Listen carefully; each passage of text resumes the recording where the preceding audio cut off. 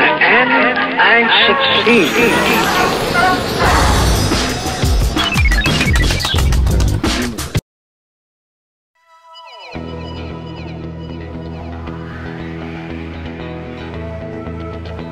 I really loved performing, but I think choreography is what brought me back to dance, the ability to create and to see others create in the process.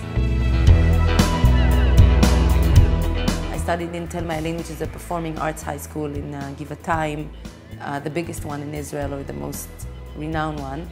And then I enrolled into Columbia University to study psychology. And by the end of the semester, I was completely a dance student again. I really believe that we all experience more or less the same thing, but I can really see almost my biography on stage, except no one else would be able to even discern it. But it's amazing that even in materials that dancers bring to me, I still can see myself, which means for me that in materials that I bring, the audience can see themselves. I know how my body reacts to a kind of an emotion, and it's without words. I can connect to that. If I had to use words, it would be harder for me. Even if I used words, and right now as I'm speaking, people might understand me completely different than I'm saying it. So all I can do is really be in charge of translating my emotion into movements.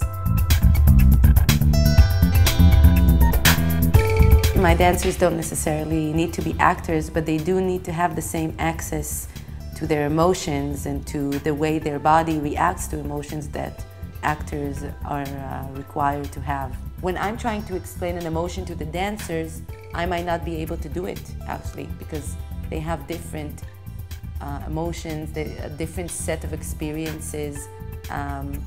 But sometimes things happen that you find yourself really seeing what you wanted, but knowing that you put different ingredients into it. I really make sure that in every production that I do, I consult with someone else. I think creating as a solo person is not a good idea. One idea is never a good idea. I heard that's been said. Just like now you're shooting with two cameras. It's a little bit like that. You're seeing two angles, and they're letting you see a panoramic view of the piece instead of one view.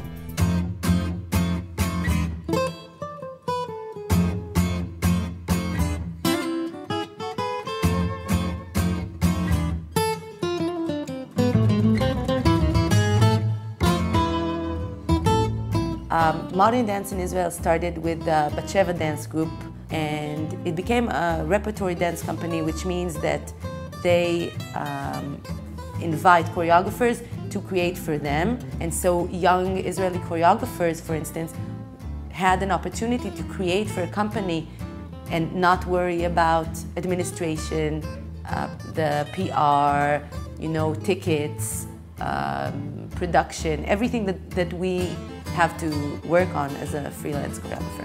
Today, Bat Dance Company presents mainly the work of Ohad Naharin and his protege Sharon Eyal. And I strongly believe there should be kind of a format of a repertory company, and it could only happen if dancers would stay with a choreographer for a longer period of time, creating for themselves this continuous thing, and then it would grow to be something. It's really hard emotionally to give yourself to a dancer knowing that they're here for the next month or two or even a year, and then they're gonna go somewhere else. You feel almost insecure in giving your whole to that. So my wish for myself is that I would have the same group of dancers for a longer period of time, and that they would be committed to me as I'm committed to them, and that it would be a free and safe environment to really explore, to know that this is not a temporary thing.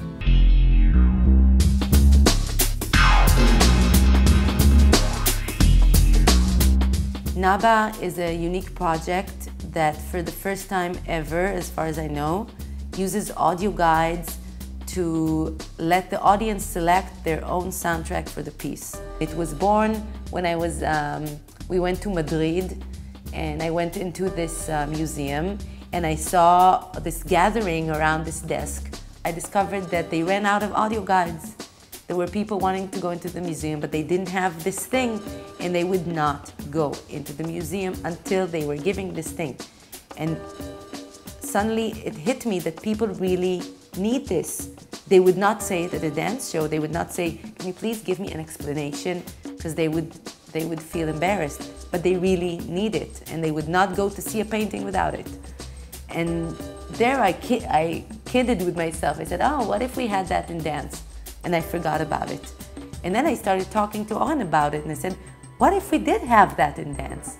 So every member of the audience gets an audio guide and personal headphones, and according to signs shown on stage, they can, in different crossroads in the piece, select a different soundtrack. For instance, they can select between romantic and comic. They can select to hear this dancer's biography or focus on another dancer's biography. They hear the sound that they decided, at the timing they decided, and like light, it colors different aspects of the dance in the timing they chose, maybe randomly.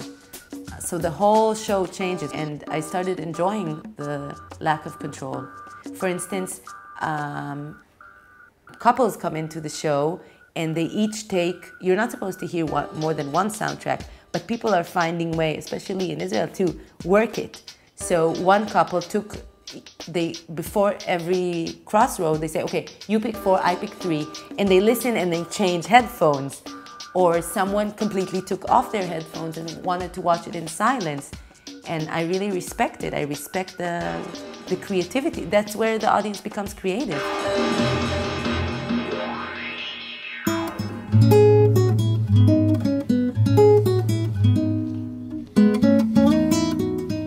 It gives me, I think, an order that is lacking, I think, in the world right now. The world is in a chaotic kind of sense, and much like a painter, you know, framing his work and drawing within the lines or the framework of the canvas, I feel like I'm creating an order. Even in a 50-minute piece, there's an order, and then we can go back to our chaotic life.